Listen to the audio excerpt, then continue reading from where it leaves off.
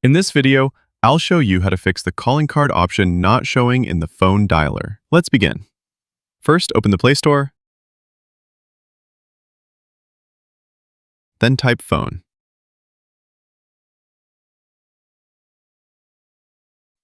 As you can see, tap on this phone dialer and tap on Update.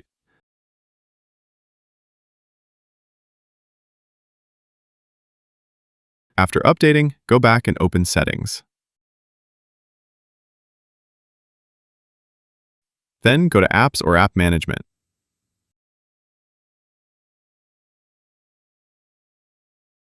Now type Phone and tap on the Phone app. Then force stop the Phone app. Now open the phone dialer. And as you can see, the calling card is now showing on the phone dialer. Let's set up the calling card. Go to Settings, scroll down and tap on Calling Card.